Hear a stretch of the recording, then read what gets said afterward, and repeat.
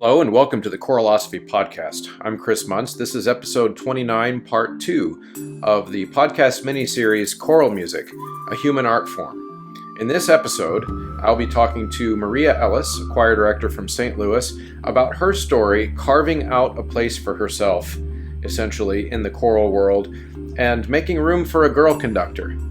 Maria has an awesome line of clothing and accessories and other types of teaching materials under the label of Girl Conductor.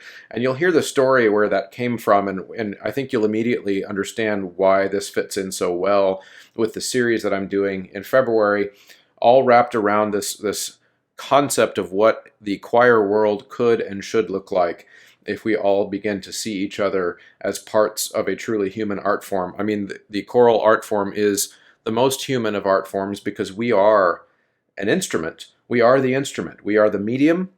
We are everything required to create the art is in the form of a human being. And when we start seeing that in each other, we will start to realize the potential of the choral art form as the most transcendent, human, universally human art form, rather than all of the little subgenres of choral music that we like to place ourselves in. And it's okay to have expertise in one subgenre, I think, or a few subgenre of choral music, but that shouldn't be how we identify ourselves as a community in my mind. I think we should identify ourselves as a choral music family, as a community, and this series is dedicated to that concept. So stick around and listen to my conversation with Maria. I think you will find her to be a breath of fresh air, and you'll probably get something out of this talk as well, something that you can take into your classrooms and things that you can take into your community as you try to reach out your choral net and bring in as many people as you can into this art form that we all love. Before we get to the full talk, I just wanted to remind you that if you are a listener to this show, either new or have been around since the very beginning, thank you for being here. There are some things that you can do to spread the word about any topics that we discuss on the show and to be a participant in the conversation. These are all things that help broaden the conversation. So step one, leave a comment on the app that you use if it lets you. So I know Spotify doesn't, some of them do. Apple Podcasts is a huge. Leave a comment or a review. That helps other people find the conversation, which is really important. Leave a rating anywhere that you can. Facebook even allows you to leave a rating on the Facebook page, Choralosophy Podcast. Of course, you can like there. You can retweet episodes. You can comment on posts that you see from the show. These are all things, again, that's the way social media works. The visibility becomes that much greater when you interact and let people know what you're thinking. Then, of course, if you'd like to do that in a more private way, you can also send email to choralosophy@gmail.com and respond to anything that you hear on the show. If you'd like to ask a question or throw a point out there, who knows, it might even lead to an episode. If I get enough feedback about a topic, I would definitely then want to keep talking about that topic because that would tell me that there is more to discuss in that area. So these are things that are really, really helpful so that anything you can do to spread the word is awesome. And then, of course, you can get very intimately involved by joining the Patreon page on patreon.com/choralosophy. And at that site, for as little as $3 a month, you're going to get an extra episode every month that is patron only. You're going to get some supplemental materials over there. You're also going to get pre-releases of all the guests that I book on the show so that you can start to throw your own questions in before I record.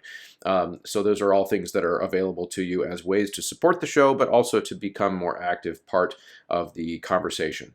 Hope you take advantage of that. Because if you have sheet music needs, as second semester fires back up and as you're approaching your contest season, or even if you're just planning ahead for next year or for an end of the year concert, I've got two awesome friends on board with the show that you can go to and search online and have the music ready to print from your printer within seconds and not have to wait for shipping and not have to wait for a vendor to reply. You can just go right to ryanmain.com and check out some of his independently published music, which is becoming more and more popular. I'm seeing it being performed all over the country, and his stuff is so great, and you should check it out. And he does something really cool with his purchases too, where once you buy that PDF, you own it and forever, and you can make as many copies as you want forever. He doesn't make you count the copies, which is really cool.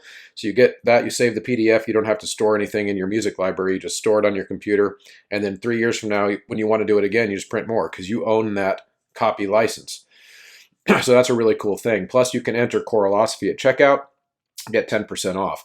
Then you can head over to graphitepublishing.com and you can scroll through a whole bunch of composers over there, many that you know. So Eric Barnum, Tim Takash, Jocelyn Hagen, Joshua Shank, all kinds of stuff by many, many great composers are on there. And what I love about Graphite is their search engine to sort all their different music. So if you're looking for choirs of multiple levels, of multiple voicings, you can enter all those categories into their search engine and it will churn out everything that's on their site that meets that criteria. So strongly encourage you to use those two sources, ryanmain.com, graphitepublishing.com. Support those awesome mom and pop businesses and send them your attention. And then when you check out, you enter Choralosophy at checkout, you get a discount, and then they know that you're listening to this show. It helps a lot.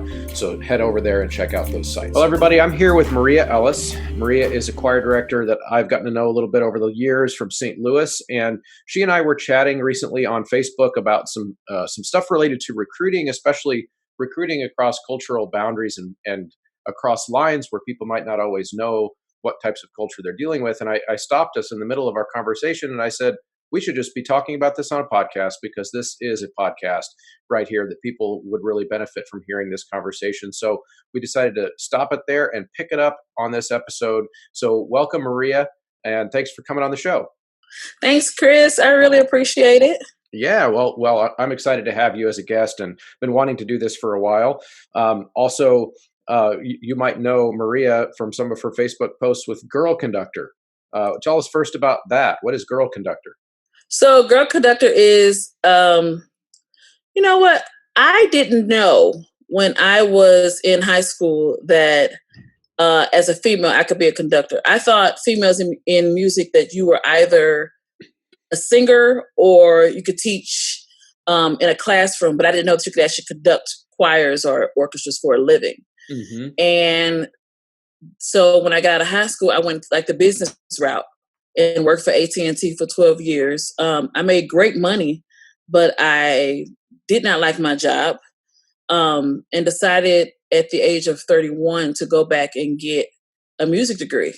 Wow. And from then, I started looking for stuff that said conductor, and I could never find anything that said conductor. And I was like, well, you know what? If I can't find it, I'll just make it myself. And here is the Girl Conductor line and the brand is just celebrating all females and women who conduct. That's awesome. So take us then for a little bit further back. So I was going to ask you about some of your journey towards being a choir director anyway. So if you must have done music then as a kid that made you come back to music at age 31. So tell us a little bit about that, the childhood music experience. Sure. So my father has 8 siblings.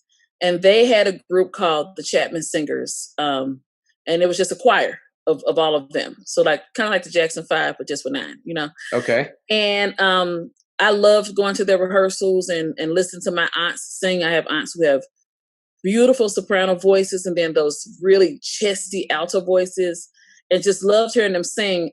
So I started singing when I was about 3 years old. And in church, we had a young people's choir. And I became a director at the age of 12 and absolutely loved it.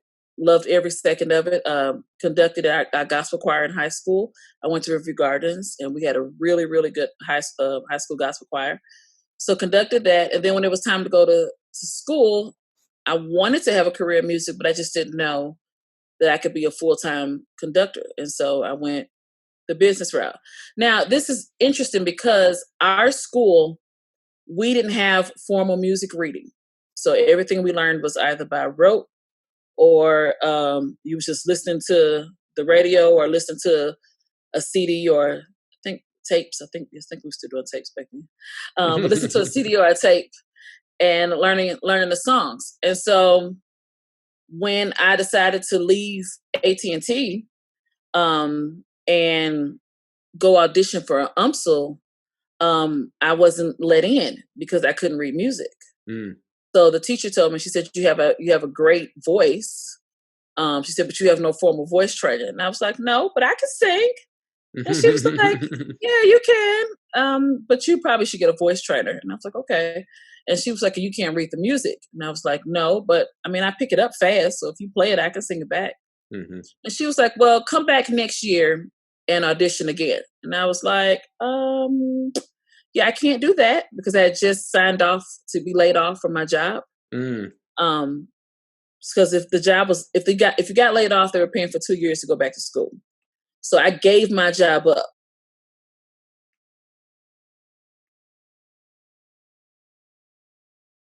Yes, and audition again. And she said, yeah, but you probably should come back in January. And I said, no, if school starts in August, then I'll be back in August. And I spent that summer working with a friend of mine who had just graduated with a music degree. And we spent the whole summer like teaching me how to read music and how to count rhythms and stuff that for some people they learn in school, but just our school didn't teach music theory. That wasn't a course that Mhm. was offered. So we took the summer and we learned, and I came back in and re-auditioned again, and they they said, we'll take you. And I was behind, Chris. I was so behind, and it was a very humbling experience. So to be 31 in a classroom with somebody who's 18 and they can do everything, and you struggling trying to figure out how to count one and two and because it Mhm. was not a skill that I had.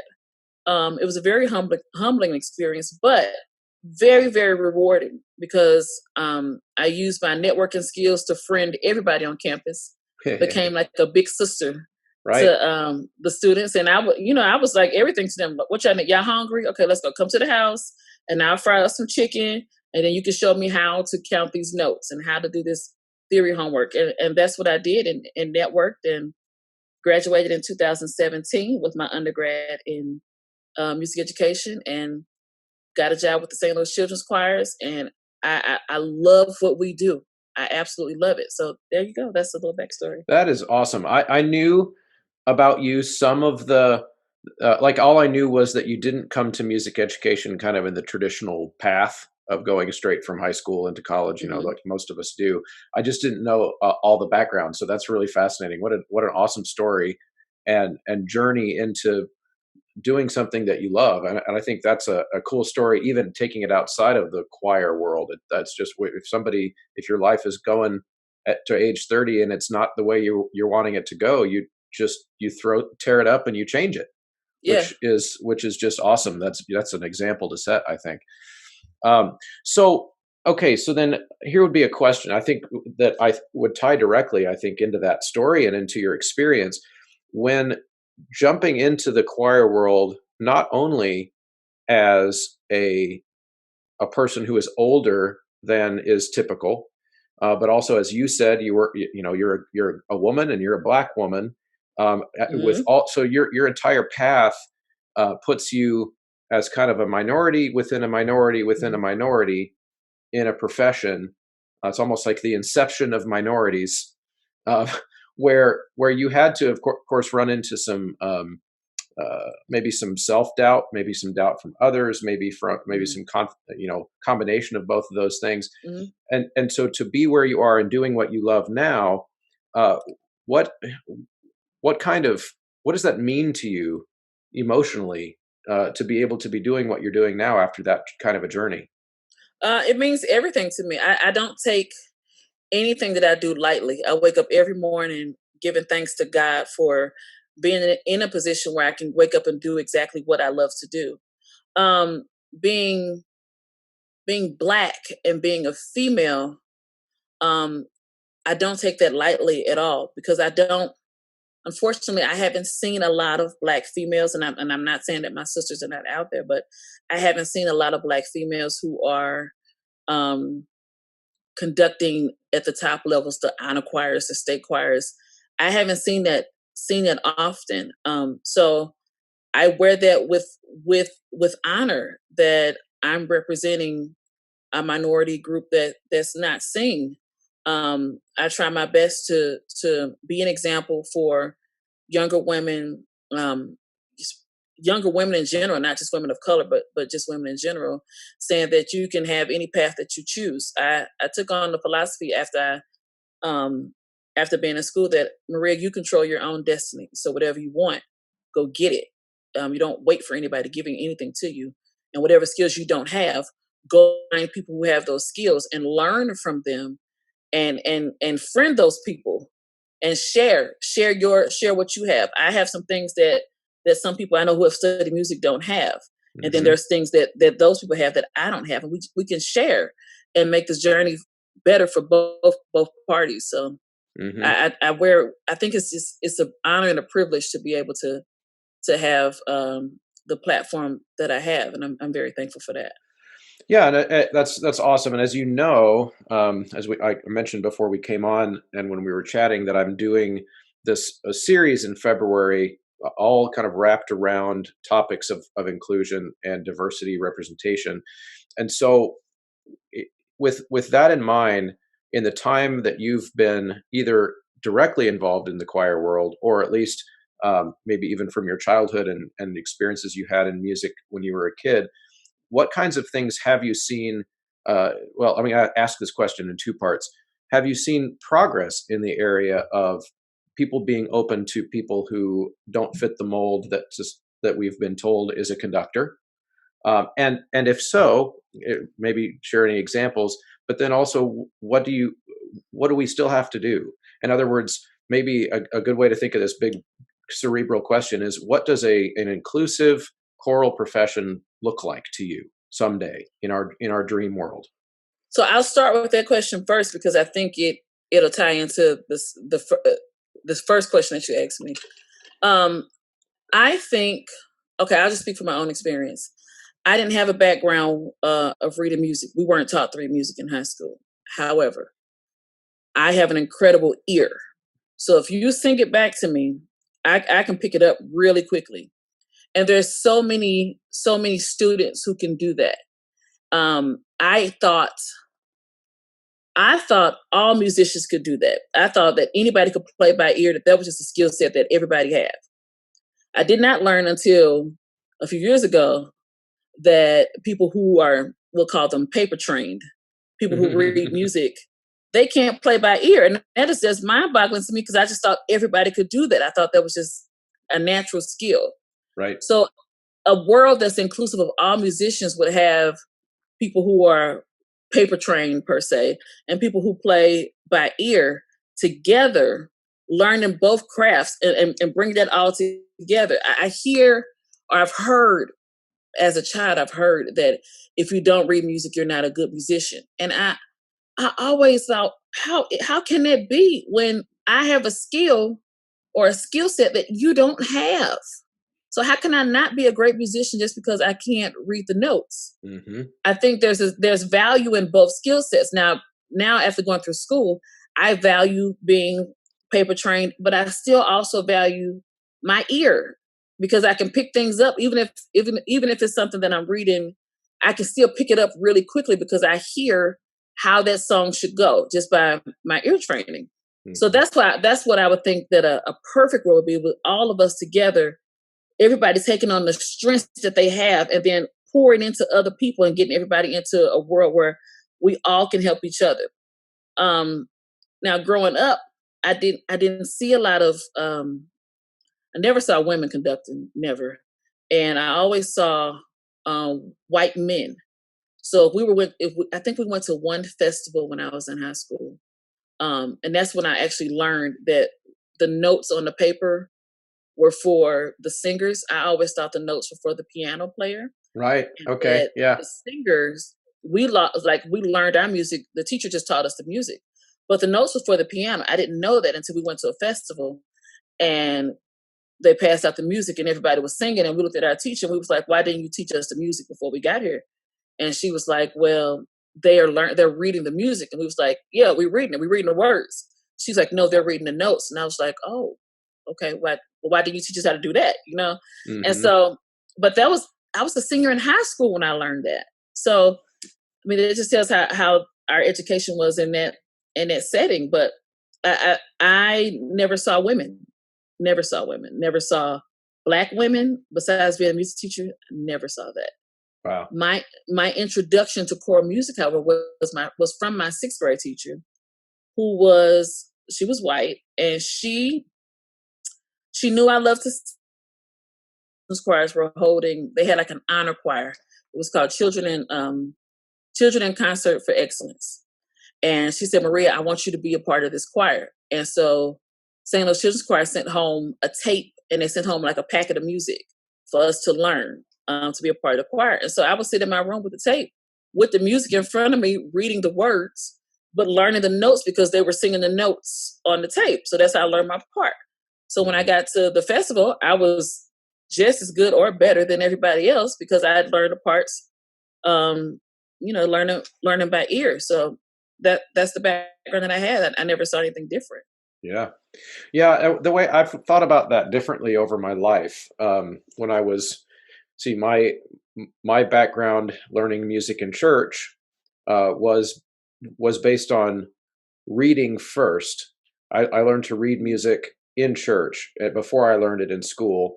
My mother was the choir director in our church, and so from age 5, really the tutorial was I would sit next to her when the hymns were being sung, and she would simply take her finger and point to the notes as they were happening, Ah, and would go across. And she never really taught me how. I just started to notice hmm when I was little that when the notes go up, my voice goes up, and when the notes are filled in, they don't last very long, and when they're hollow, they last longer.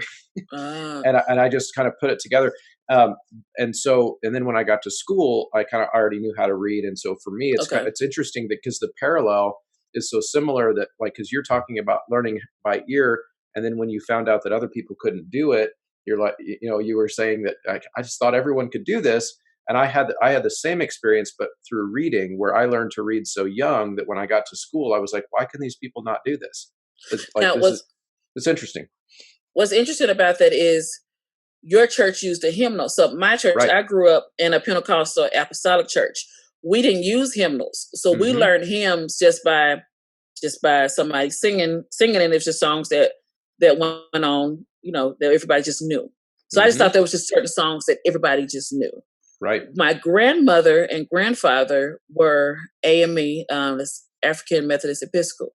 So they had hymnals in their church. So again, I would just pick it up and just read.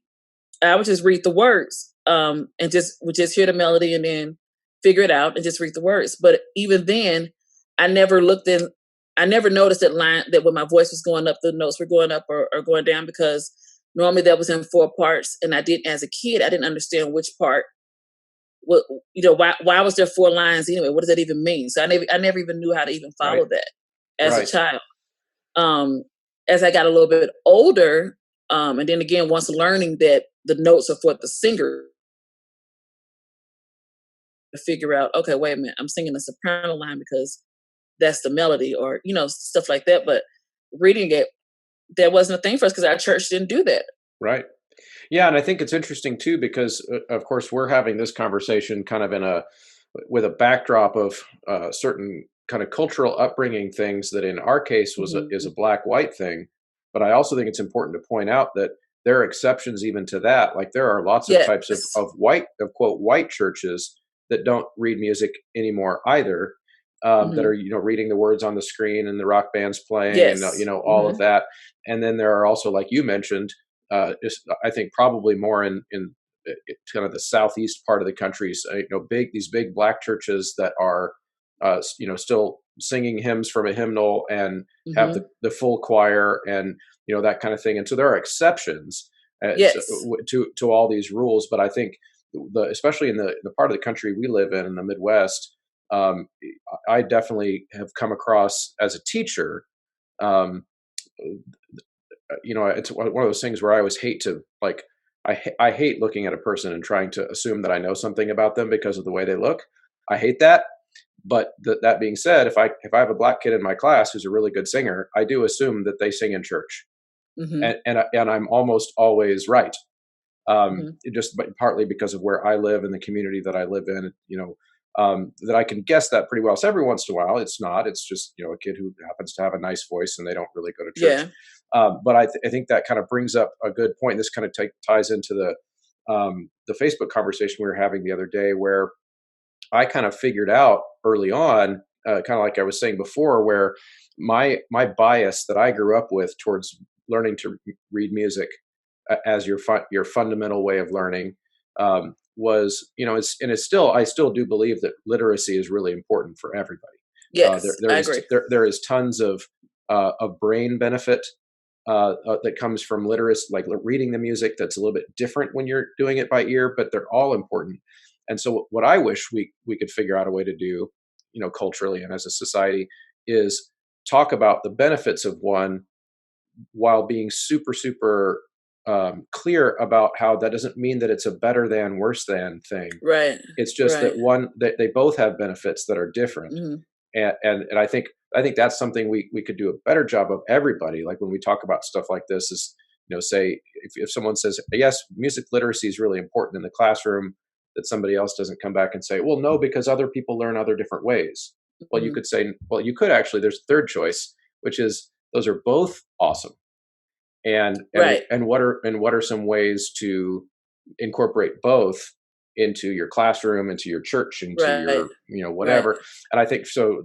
So that's important. So what I figured out was that when I have a black student coming in ninth grade who has a what seems to be an above average ability to hear a pitch and then just not forget it, like they just keep it in their brain, Mhm. and it never leaves. Whereas the typical kid, when they hear the pitch for the first time, they'll need to be reminded several times, and that's like the Mhm. average kid, any skin color, Mhm. the average kid. But then I'll get these kids every once in a while that oftentimes are black, and they have really confident voices, and they can't read the music at all.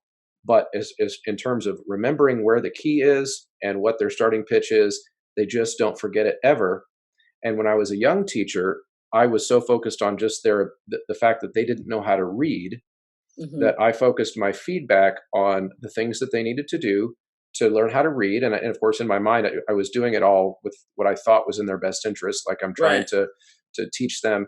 But then, of 4 or 5 years into my teaching career, I figured out finally that what I could be doing in those situations is pointing out to that kid how amazing their skill of pitch memory is compared to all the Mhm. other kids. And sometimes I even figured out to say, hey, do you sing in church? because Mhm. because that this must be a skill you've developed.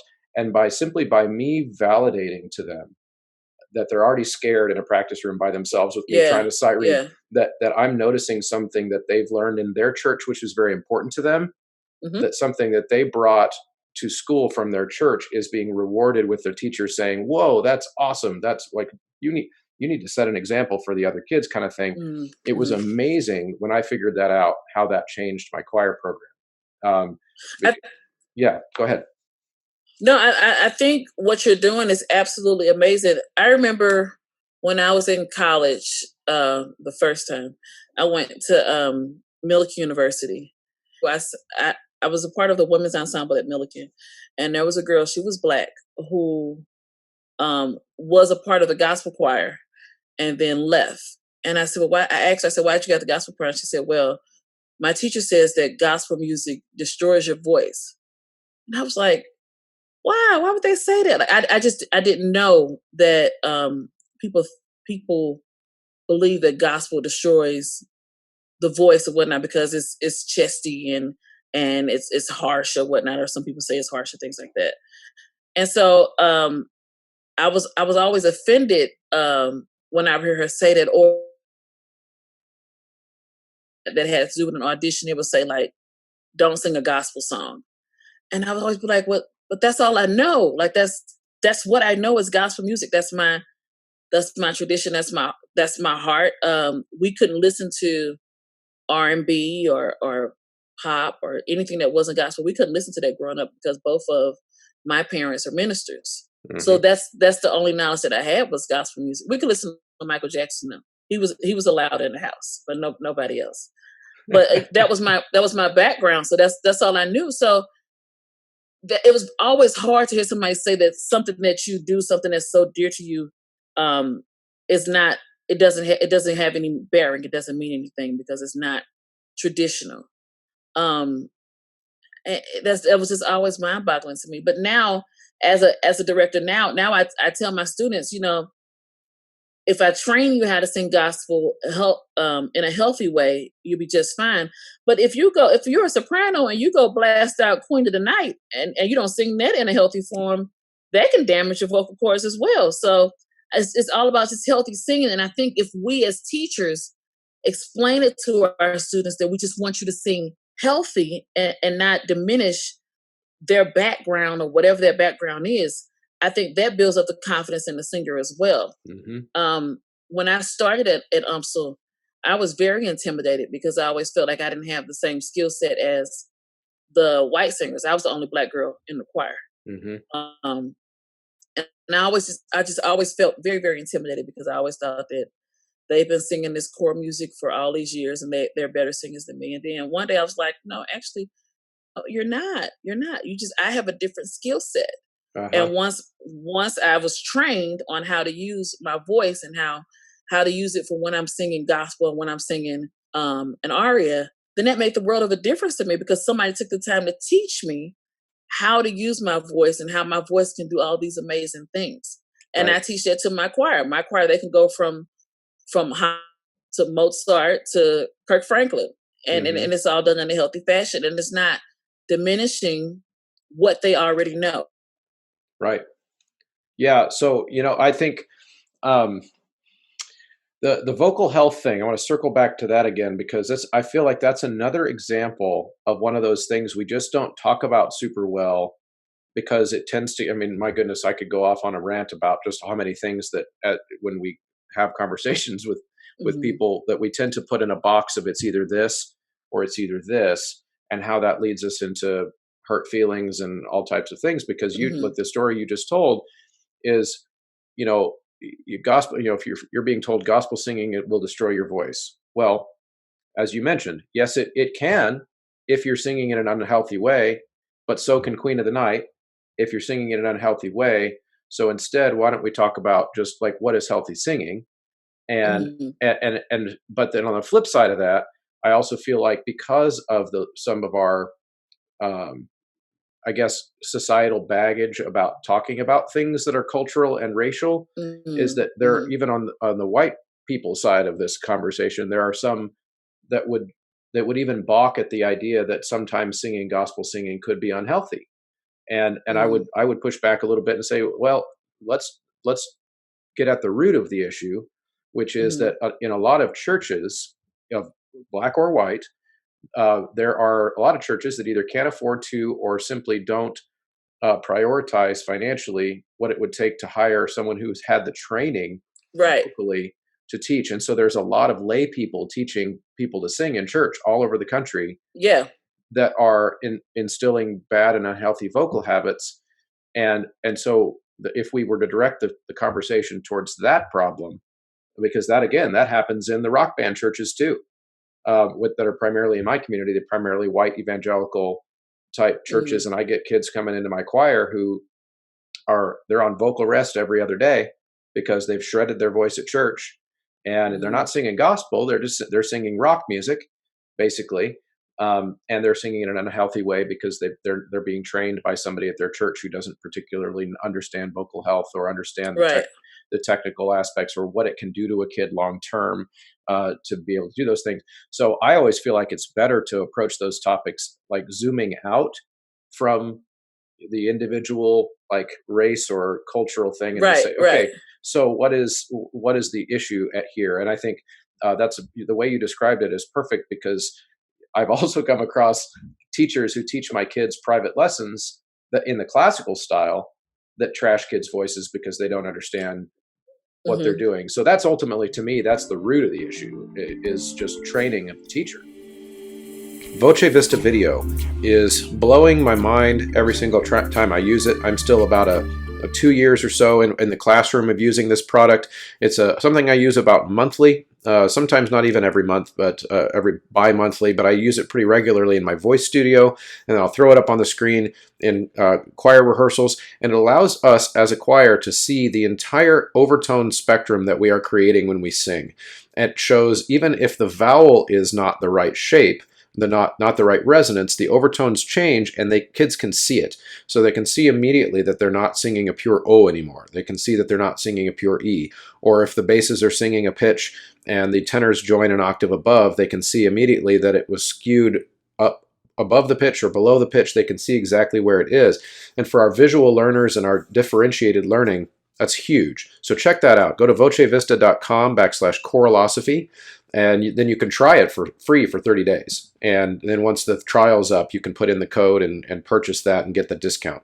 Also, we have sightreadingfactory.com, where if you are not on that yet this school year, first of all, you're way behind. I'm not trying to shame you, but get on there. Sightreadingfactory.com is $35 a year for your membership.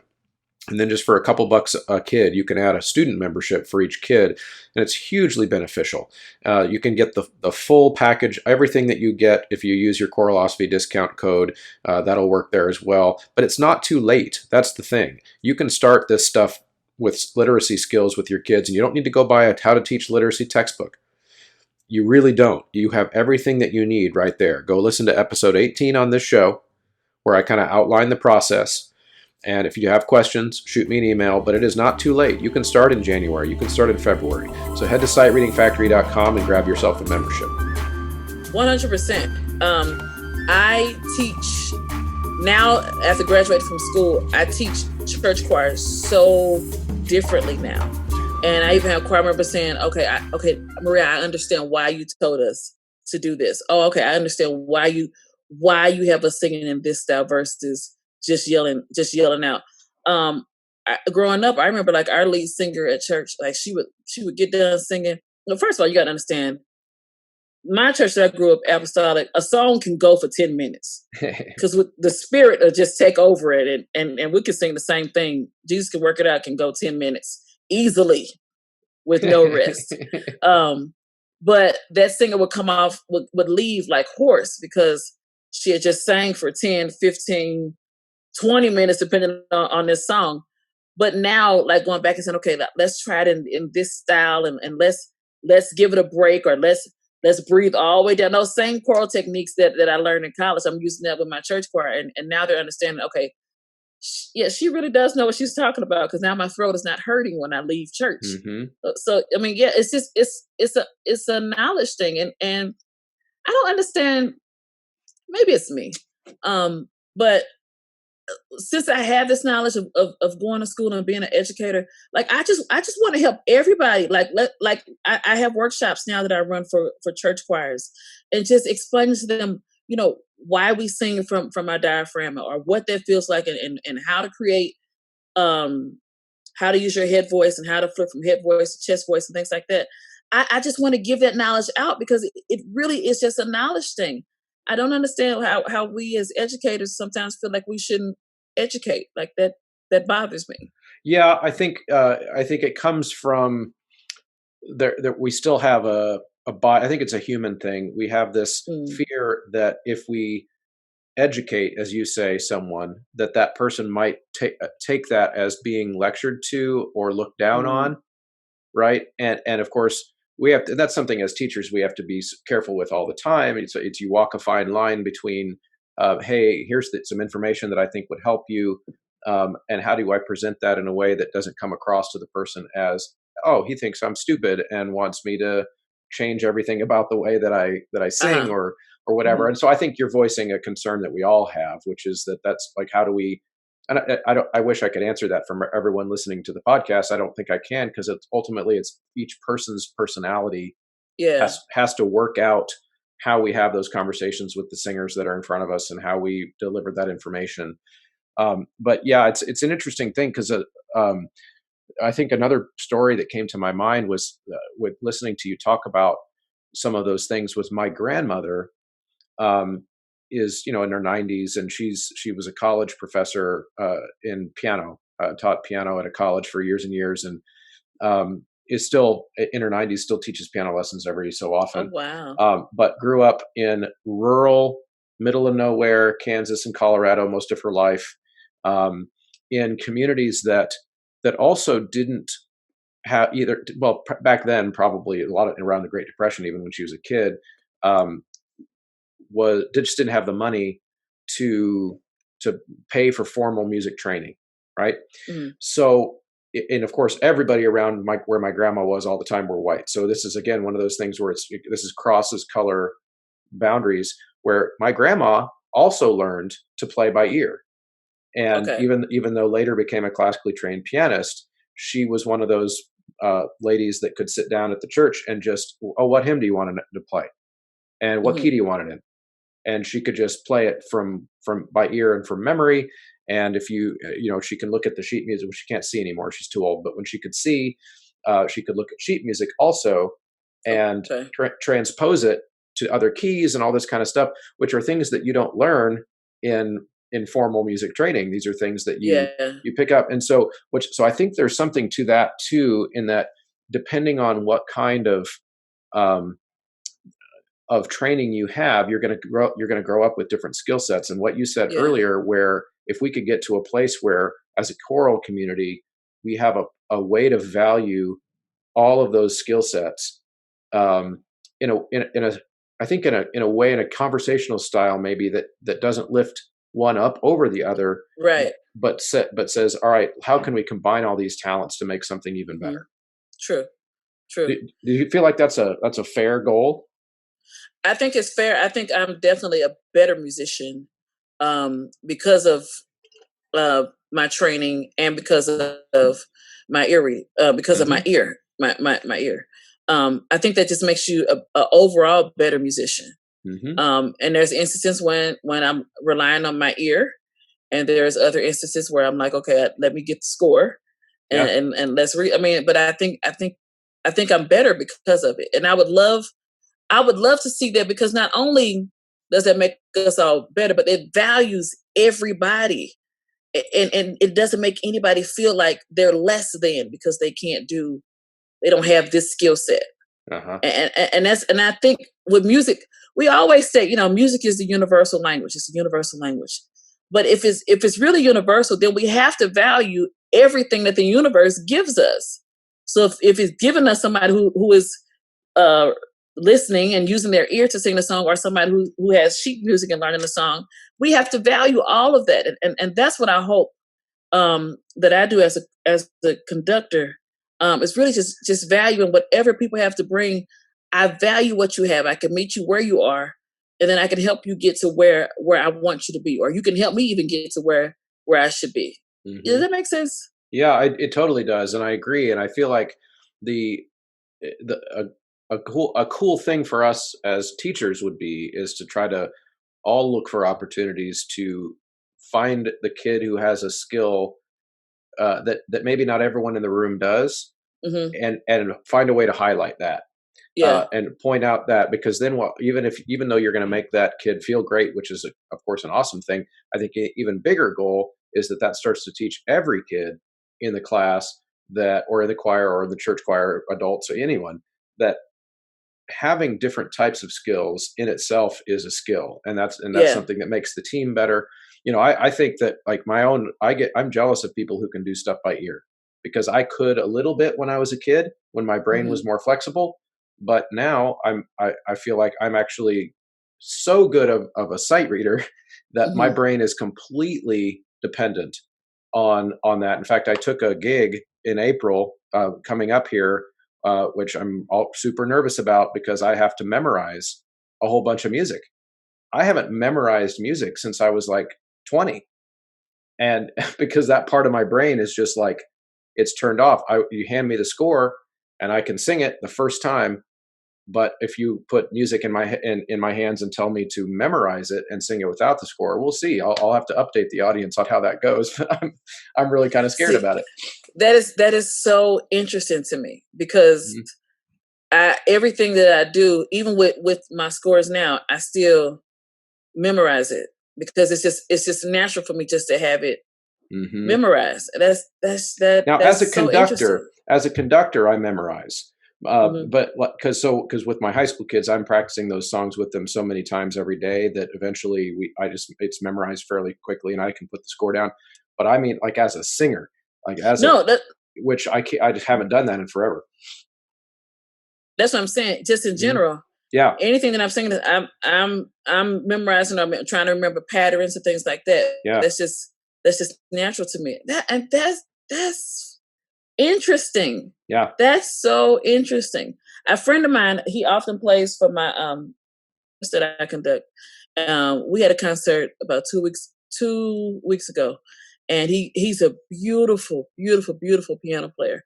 But his main instrument is trombone, and score. And I was like, there is no score. Like he's just created all of this just from memory.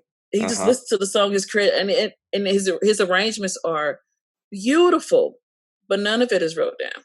Mm-hmm. None of it is like that. Yeah, I think it's a psychological thing that I'm sure has been studied.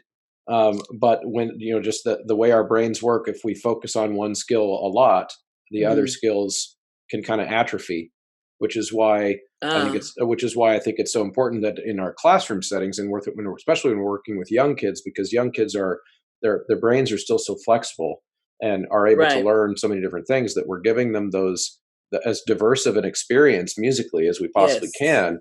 Yes. So because their brain is still open to it, so that's important. So let's switch gears just a little bit towards your group in St. Louis, and one of the reasons that I wanted to chat with you today too is this, because you're the St. Louis Children's Choir is what it's called, right?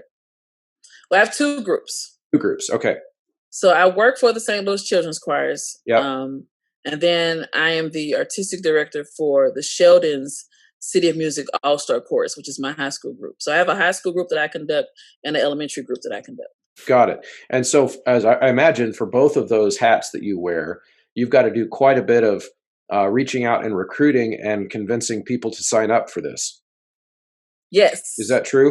So Yes. tell us about what that's like, and because a lot of my listeners, of course, probably a vast majority of my listeners work in some kind of a school setting where we do have to recruit a little bit, but at least the kids already like are showing up in our building every day, Hmm. and the recruiting is different. So tell us about how recruiting for these community groups is so different. So when we first started, we I'll start with my high school group because that's the one that I really kind of helped birth that group. So with that group, what we did is we sent emails out to teachers and asked teachers to nominate like 4 singers for the chorus. So we did that, and there were 20 kids in my original group, and I wanted to get that number up to 35. So I said the next season, I said I would go out myself, boots on the ground, and recruit kids. So I went to as many teachers would allow me. I went into the classroom and pitched my program, or asked the teacher if I could clinic their choir for a festival or something, and that's how I recruited kids. Or I would go in and I would audition them and talk about the program, and that became a way to recruit kids for the program. Hmm. With my new elementary choir that just started, we got kids for their program a little bit differently. When I arrived at the St. Louis Children's Choirs, the choir that I talked about earlier, the Children in Concert for Excellence, that community honor choir didn't exist. And so started that program back. We started that program back up again, but it was targeted for the North St. Louis County area. We ran that festival 4 times, well, 3 times. I'm sorry, 3 times in North St. Louis County. There, so we had already built a rapport with the teachers in the area, and then I went out into the schools and auditioned kids for the choir. I sent them home with a letter that was like, "Congratulations, your child is amazing. They've been invited to join this choir." And then I called all the kids who gave me a phone number. I called all of their parents and was like, "Hi, my name is Maria Ellis, and I'm from the St. Louis Children's Choirs. And did you know that you had an amazing singer at home? Oh my gosh, they were so great. I would love for them to be a part of this new choir that I'm starting." And so that choir, we started that choir January 8th, and we have 25 kids from the community that's in that choir. And I think that's great for Hmm. something that's just starting out, especially in a community that St. Louis Children's Choir is not really known in that community. St. Louis is, I hate to say this, but St. Louis is kind of divided. So it's like all the black people live in certain pockets, all the white people live in certain pockets, and the St. Louis Children's Choirs is predominantly white, and Okay. they're predominantly from our West County area, which is a predominantly white area. So we don't have a lot of we have minorities, but not a lot of minorities. So we Hmm. went into a community that was predominantly black. So parents sat in throughout the rehearsal, and we just really sold our program. So um, I tried to make it as fun as possible, but also teaching them different styles of music. So we did I taught them like a warm up, lean forward, lean backwards. I taught them a piece about animal imagination, just a fun elementary piece. I taught them a handle piece, just different styles of music so they can see and value that this is not just a regular program that you may see. We can make your child as diverse musically as possible. And the parents bought into the program, and we've been running for 4 weeks, and it's super super exciting. That's really cool. And so I wonder then, so you obviously must have, as an organization, decided this to target this community to improve diversity in the choir. Was that a conscious decision? It was conscious on my part because it was my community. Right, So right, I didn't want I don't want another child who looks like me to have my experience, to love singing and to sing your right. whole life and go to college and be told we can't accept you because you can't read the music. Hmm. So I noticed that with our St. Louis suburban choir, our St. Louis Metro choir, the All-State choir, that there are no black kids from my community represented in those choirs. And so I just started asking questions like, excuse me, why are there no, where's St. Louis, where's and where's the urban Kansas City area? Why are those students not represented in the choirs? And I got a lot of answers, but one of the answers was the sight reading portion. Oh, they can't sight read. Oh, okay. So then I started going to classrooms and watching and noticing that um, some of those schools don't teach sight reading. That's not a priority. Right. So I was like, okay, well, I definitely don't want to go in and tell somebody, oh, you should be teaching this or doing that. I don't want to be that kind of person. But I said, how can we, as an organization, how can we help? How can we teach a skill set that they may not be getting in school? Yeah. Well, in St. Louis Children's Choirs, those students learn to sight read. So why not put a choir in that area where I can take the skills that they have? I know they have great skills of learning by rote. I know that because when I go in and I teach something by rote, they pick it up like that. So that's not an issue. But how can I now take your rote skills and your learning by ear? How can I take that and help you learn to sight read? So that's one of the things that we've really been trying to make a cautious effort in doing. But not only sight reading, some of the other skill sets that I notice is some of them have issues with reading. They don't read words on level. Right. So starting a library with them and singing, getting a book and singing to them just the words in the book so they can learn how music can help you with your reading skills as well. So those are things that we're trying to do. Yeah, it's why I've always very much bought into the idea that, yes, of course, there are racial divides still in our country, but ultimately, education is the great equalizer. Uh-huh. And until the gaps in education are filled in, the areas that where money isn't driving the education to be better, which right now, like in, an area like the parts of St. Louis you're talking about, that's an issue. There's the money isn't there because Right. the money speaks, and because I don't want it to sound like I'm saying that money necessarily solves a problem. What I mean by the money driving the solution is that people who have money tend to be able to use that their voice to say, "Hey, the school's not working," and then people will listen and fix it. Hmm. Whereas in some of these communities, they don't. And until that happens, I think and as long as some of those areas are primarily not white, then we're going to continue to think that it's primarily a race problem. And I feel like that I'm not saying that race doesn't matter. I've been talking about that on this show a lot, that it does matter, but not in the same way that everybody thinks it matters. It doesn't matter on any kind of human level, like on any kind of like DNA level. It just matters in the way that our society is structured. Hmm. And so I feel like the things you're doing to get into an area that has an education gap and to try to supply that, again, I just applaud that you're doing that. That's exactly what more people need to be doing. So I have some advice then to ask you, because my in my situation, and I think in my audience, my situation will probably be a little bit more typical than your situation, because like I said, Hmm. most of the people who listen to my show are probably school teachers primarily, where the kids do kind of like, we get a certain group of kids that we can draw from, because they're the kids that live, if we're in public school, that they're the Hmm. ones who live in our area and it's all zoned. So we can't really target an area of town and go recruit the way you've done. Uh-huh. But one thing I've noticed over the years, and I shared the story earlier about how one of the ways that I was able to make my classroom more open to students, to Black students, was by pointing out and highlighting some of the cultural things they've learned in church, and that's helped me a lot.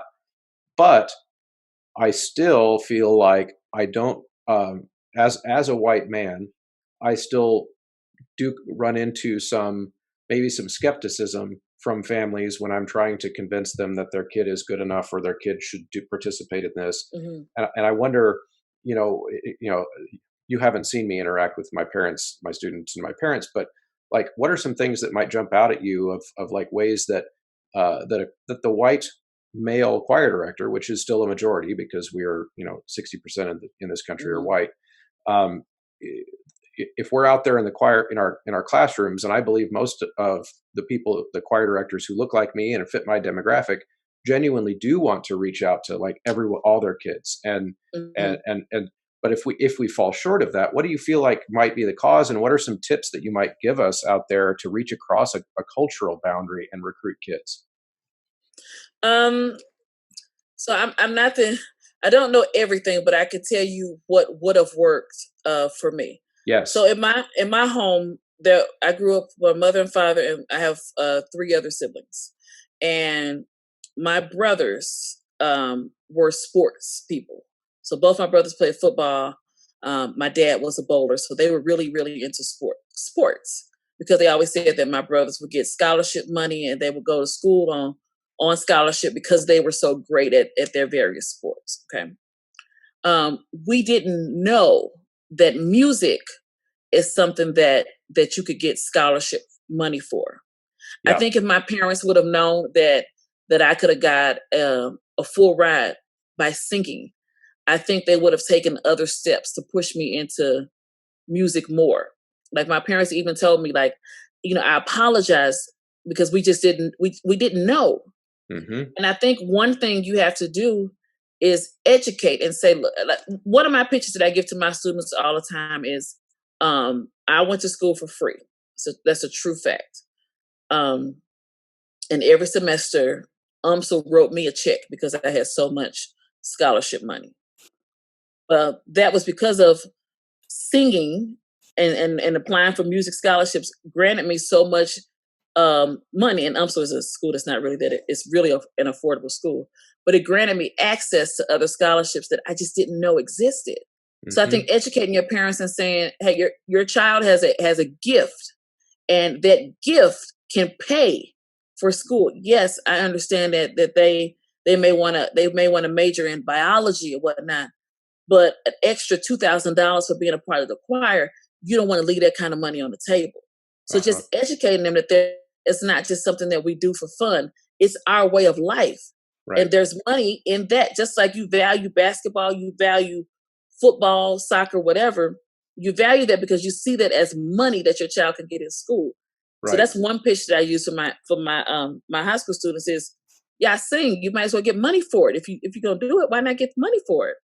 And they understand that now, like Miss Ellis. Okay, I understand what you mean and how we can get scholarships. And then I show them all the various scholarships that are offered. We're blessed in St. Louis to have the St. Louis Symphony, and they have a program where they offer scholarships to African American students who pursue music, or that's one scholarship for students who pursue music.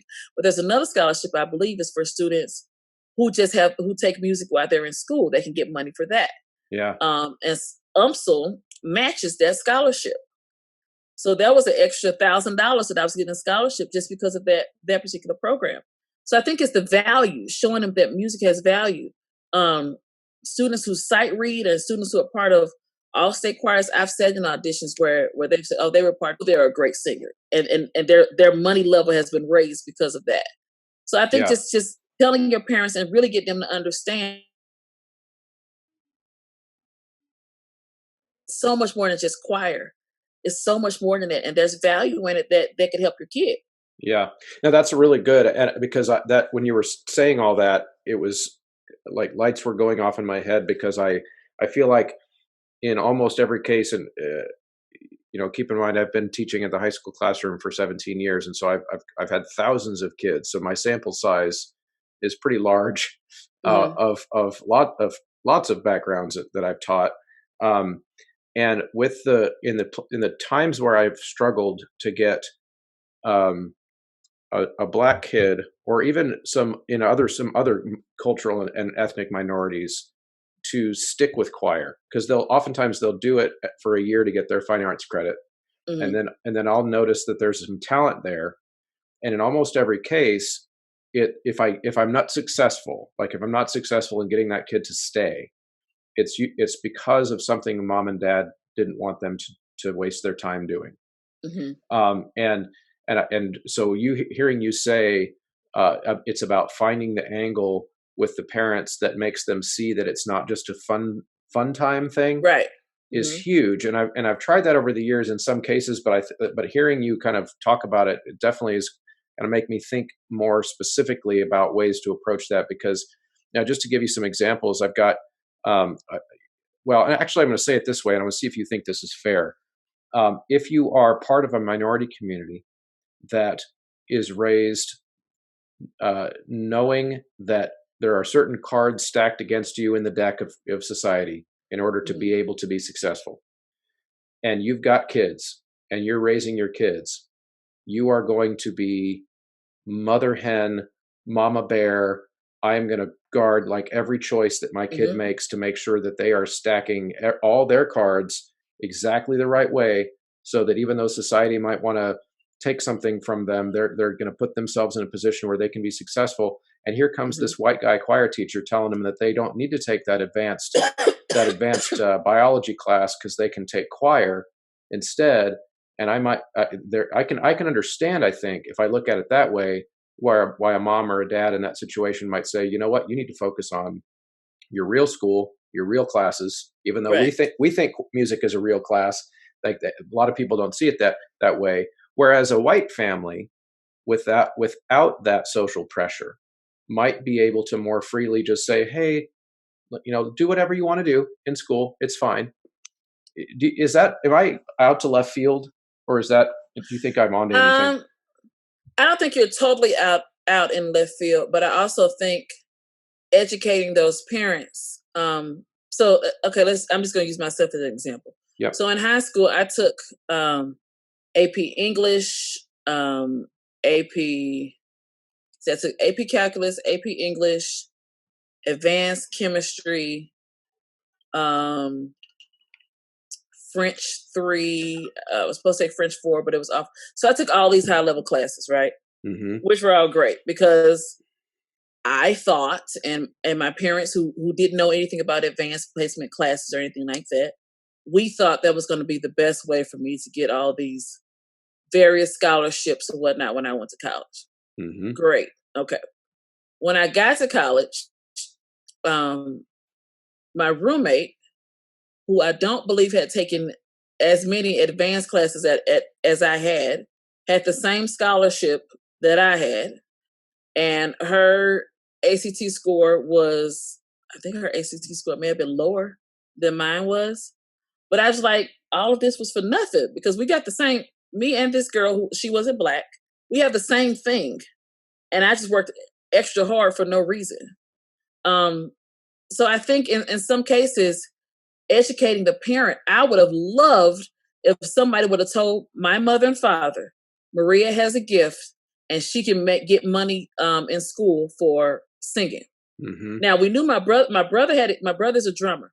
We knew he could get a scholarship for drumming, but I didn't know what my skill set that I could have got a scholarship for singing. Mm-hmm. I just nobody told us that. Right.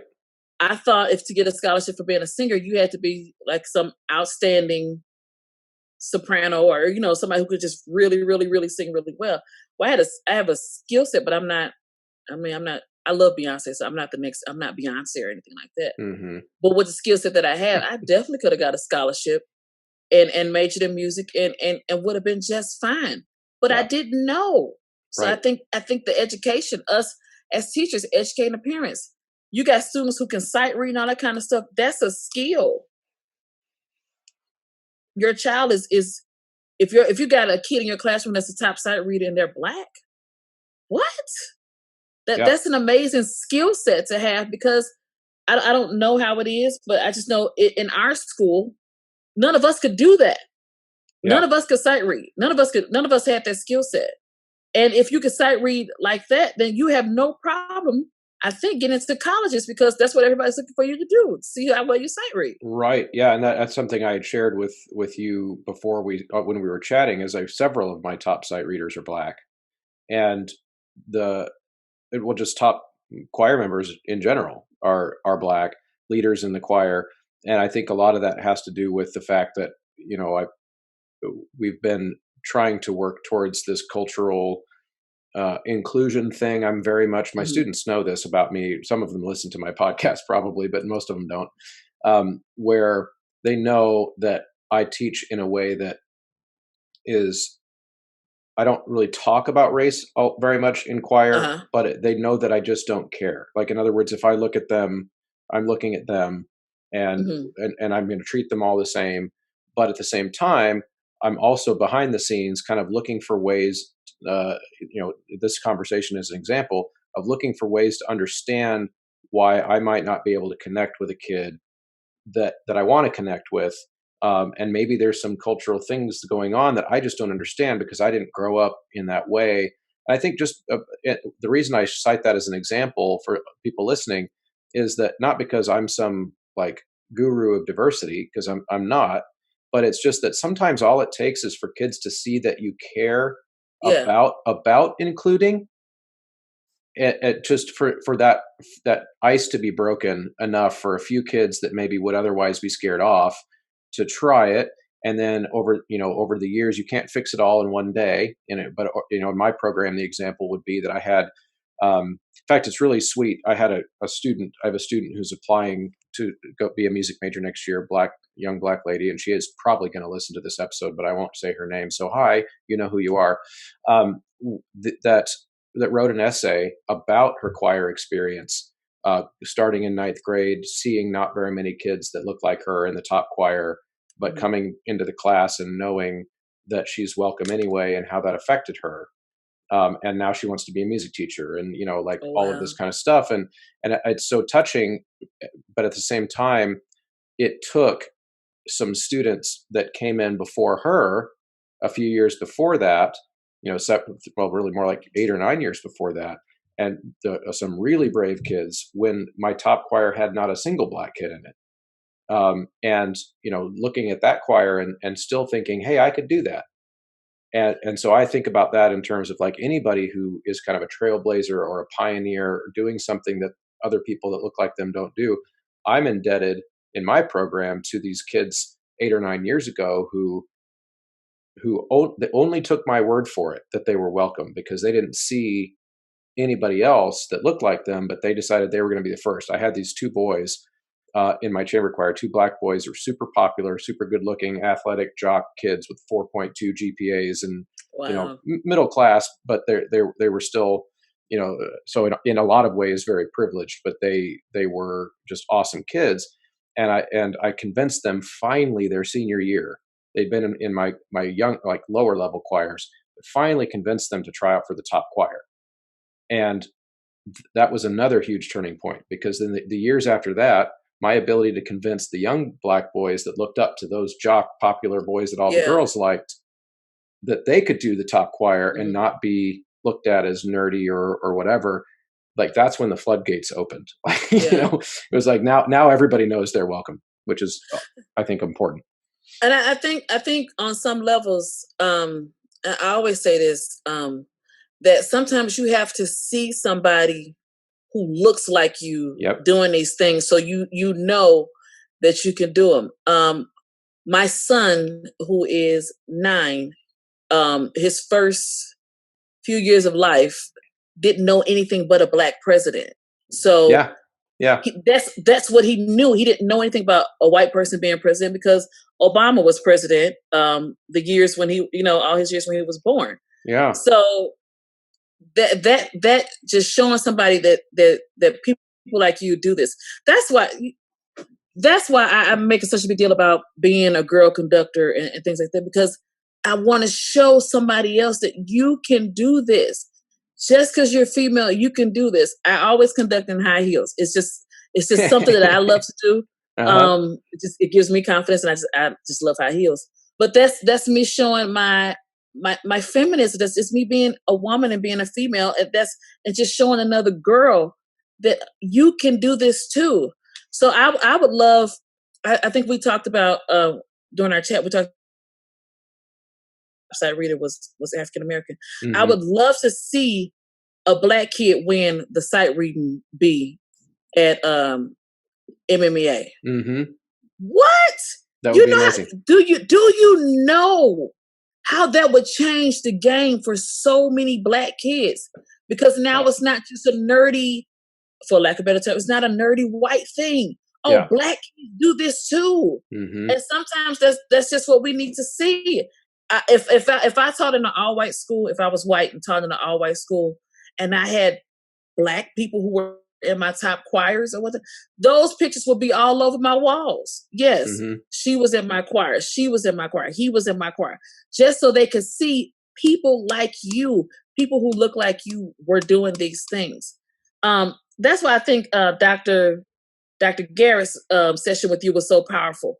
Black composers, black people who compose. So it's not just Bach and Mozart. Oh, black people. Oh, people that look like me do this. Yes, Hmm. that's why we as educators have to make sure that we are educating um, the whole universe. That we're just showing that everybody does these things. It's not just one group of people. And Yep. once we get to where people can see themselves, a lot of those barriers will remove themselves because you say, oh, it's just regular. I mean, think about the dance shows, the hip hop dance shows. Well, it's not just black people doing hip hop dance. It's black people, it's white people, it's Asian people, it's all kind of people doing hip hop dance. Yeah. So now that's not a thing. It's not a only a black thing. Everybody sees themselves doing it, and I would love to see our top choirs, our state choirs, featuring kids that look like all kinds of kids. We only had like 4 black kids in our state choir this year. Where's all the black kids? Where the rest of them at? How do Hmm. we get to the point where people who never thought of even envision going to state, they now see people who look like them doing it. Hmm. That's where we need to be at. I would love to see us get like that. I think all 4 of those kids were from KC Metro because we had a pretty diverse group of All-Staters this year Okay. compared to past years.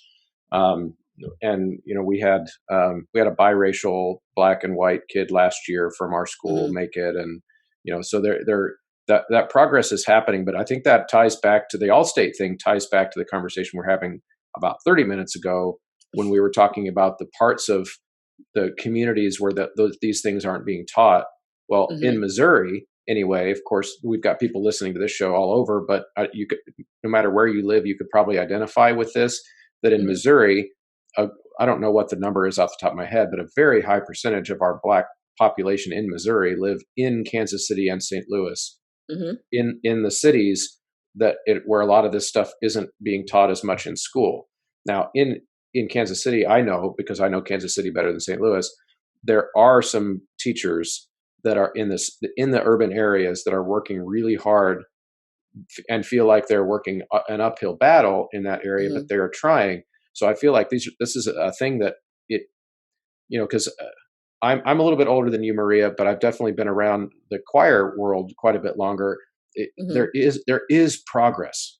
Like this is, even though it doesn't look like it, when you look at four all staters or whatever, Uh-huh. um, the I'm encouraged because I see the progress, and I know it would be easy Hmm. to focus on what we haven't done yet, but I think that's important to point out because I see when you come into the to a convention with your posse of ladies and and ladies of color and and proudly walking around our conventions and making friends and being so jovial and wearing your Girl Conductor shirts.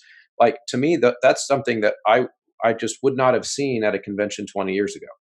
Mm. It would not have happened there, even if there was um, a black female conductor, and there were back then 20 years ago. But the idea that there would be like a social group and an outspoken group and like that, to me, you are a sign of progress. You and your friends are a sign of progress. So it's happening. We're going to get there. But you know what, Chris? People who follow me on Facebook, they notice that at conventions I take lots of pictures, and I always make sure I take pictures with African American people. Now, the reason why I do that is not because I'm racist, because if you look up my picture wall, I take pictures with everybody. I just like taking pictures. But I want other Black people to Yep. see we are here. We come to these conferences and our voices matter. So I was talking to a teacher the other day. I was like, why don't you go to the why don't you go? Well, I don't know. I don't know if it's for me. I don't know if the sessions are for what I teach. I said, so why are you not presenting the session?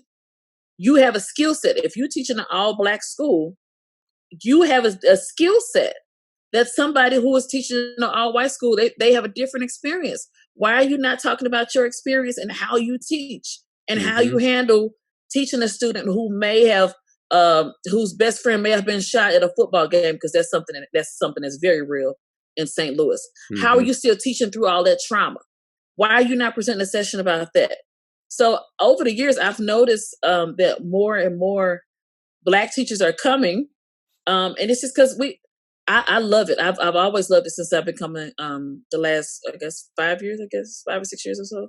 Hmm. I love it because I love, number one, I love being able to see everybody. It's like a big family reunion to me. No matter what color you are, I don't care. I love everybody. Um, but that the camaraderie that we have as a state, I love being around that. But I also love being around just great musicians and just learning from everybody. Like that's my heart. So if it takes me wearing a T-shirt that says "Girl Conductor" and me taking pictures with 200 people while I'm there, I'll do that just so everybody feels included. And I think we're making progress. I really do think we are making progress, Chris. I really do think so. Yeah, I talked about it a little bit on. You mentioned the episode with Marcus Garrett in episode 17. We talked a little bit about I revealed, and I kind of was open that I used to not understand why you would go to a convention and post a bunch of pictures with your black friends, because, and I wouldn't have ever called you racist. I don't like that word. I Hmm. hate that word. Um, but I would have said, well, why does she care? Like what skin color they were? Because I don't care. And it Hmm. took me a while to put, because I've only been white my whole life. Like I don't know anything else. And I also have been white in a part of a country. So of course our country is about 60% white, but the part I Uh-huh. grew up in is even more than 60% white in the suburbs. So and even before I came to the suburb of Kansas City, I lived out in the middle of Kansas where it was probably 98% white. Okay. And then I moved to Kansas City, where then we're talking about like 75%, so I've always Hmm. been part of the majority. And it took me really diving into some psychologists' explanations of what humans do when uh, to to try to belong, when Hmm. they look around and they don't see themselves belonging. And there are a lot of mental gymnastics that we learn how to do in order Hmm. to belong, when the picture of the world we look at doesn't show us that we belong. It's like a Hmm. Hmm. biological need, like we need to belong. And so by studying that and by understanding it, I've come to have changed my opinion about how I look at something like what you're doing. And now I see your stuff on Facebook, and I get it, and I applaud it. I'm like, yes, that's we need to be, because then the student I talked about, who's going to go major in music next year.